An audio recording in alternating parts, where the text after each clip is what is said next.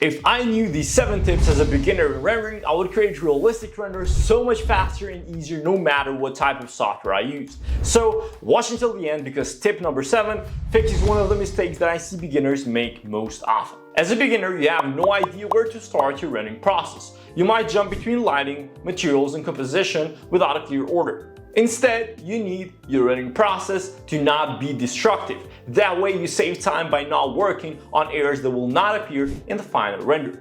That's why you should always start your workflow with crafting your composition. Here's the only 2 composition rules that you need as a beginner. The first one is where you place your building in the center, that way it catches attention. This composition rule is perfect for building where symmetry is a core design feature.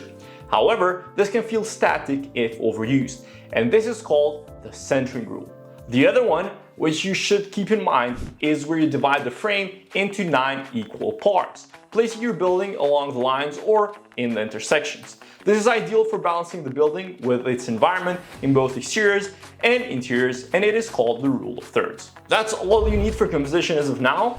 Let's move on to a quick tip on materials. First, you have to make sure that the texture you use are seamless. That way, there isn't a harsh cut where the material repeats. After you make sure that the material is seamless, there's only 2 settings that you need to worry about as of now. First is the displacement setting, which is the input on the depth of that material, meaning that on surfaces like brick or tiles, this setting will give the depth and the 3D effect. Without this adjustment, materials will look very flat, which we do not want. And the other one is the roughness setting, which is the input of the reflection of that material. Now, you can either configure these 2 settings yourself manually, or you can just upload a JPEG for each to have them automatically configured themselves, which is what PBR materials allow you to do. PBR materials stand for physically based rendering, which means that these maps are based on real life physics. So stay away from configuring everything yourself. Instead, just automate the process and always use PBR materials. 2 websites that I use for free PBR materials are avncg.com and texturebox.com, and I am not sponsored by any of them. The next tip is the one that makes the biggest difference in your renders, and it has to do with exterior lighting. The first time I actually created an exterior render that looked realistic, I remember feeling like, wow, this was way easier than I thought it would be. And it wasn't like I was missing some sort of skill before, I just didn't have the information that I'm about to share with you now. What if you could actually import lighting setups from real life to your renders? Well, you can actually do that. There are images online taken in real life that you can upload to your software, which will get the input of the lighting directly from the image. This means that there's less to worry about all these different settings of the sun intensity, the sun size, the amount of clouds, time of day, etc. Because at the end of the day, you can never match them perfectly to real life. So instead, you can just go to polyhaven.com and download an HDRI that matches the mood of the image that you are going for. Once you upload that in your software, the brightest point of the image will be detected as the sun source. And rotating the image will also rotate the angle from which the sun is coming from, making even the casted shadows a lot more precise. This is the difference between an image without an HDRI and with an HDRI. This is a major difference considering that it only took like a 2-3 minutes change. Tip 4 is the biggest mistake that I see beginners make, but before I get to that, if you want to learn realistic rendering in just 7 days, I'm running the Black Friday sale on my 7-day Rendering for Architects program, where you get a full course that transforms your renders from Minecraft level to realistic in just 7 days. You get $10,000 worth of exercise files and a private community where you get feedback on your render.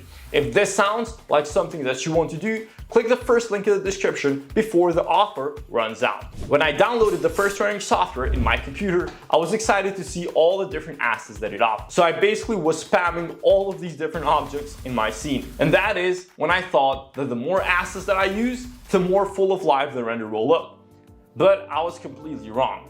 Using a lot of assets in a 3D render can make your scene cluttered and overwhelming.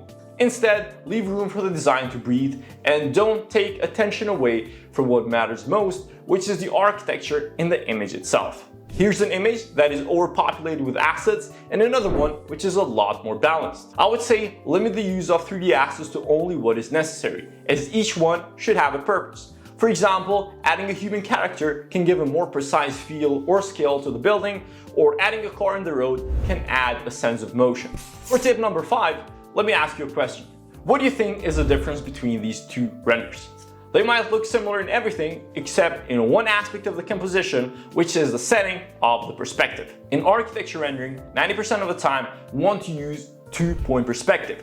This makes all the vertical lines appear as 90-degree angle, which avoids vertical distortion. However, watch out for this setting in aerial views. In bird's eye view, always make sure to use 3-point perspective, otherwise the 2-point perspective will just distort the image and it will not look good.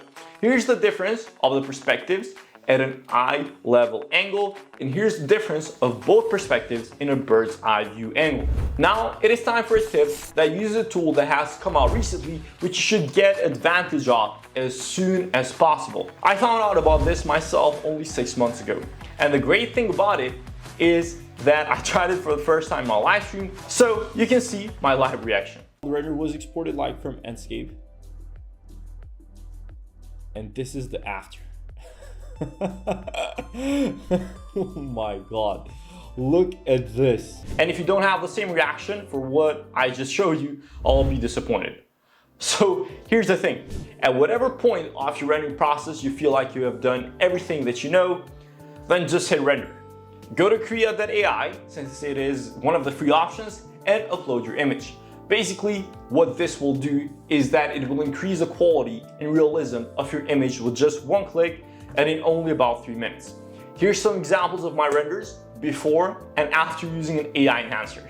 As you can see, the differences are major, and I cannot think of a better increase of quality in such a short amount of time apart from using an HDRI.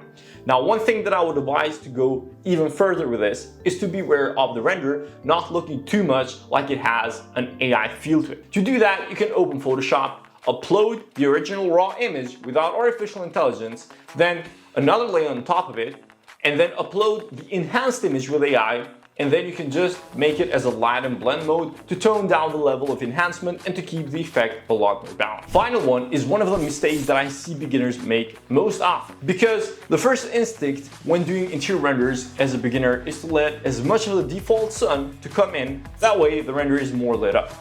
However, you're going to be disappointed when I tell you that all of the renders that you see on the screen right now have the sun option and the sun intensity all the way down to 0, meaning that there's no sunlight coming in. How is that possible, you might say? Well, in most interior renders, using the fake lighting technique actually provides a better input for lighting.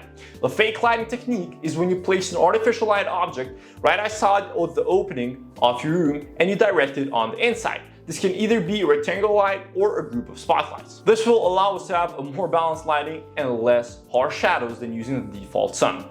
Another option is to also use HDRIs in the interior, and it works just well. So you can simply keep the sun intensity at 0%, but instead you can increase the brightness of the HDRI image. The other thing is that the HDRI will emit whatever colors that it is saturated with the most inside of our interior, and that is exactly what the interior materials will also emit. Here's the same interior image with 3 different HDRI options, and you can clearly tell that the color balance of each image is very different depending on the HDRI that is being used. Now that you have learned these 7 tips, it is time to go check out a full rendering workflow to see these tips in action while watching the video right here.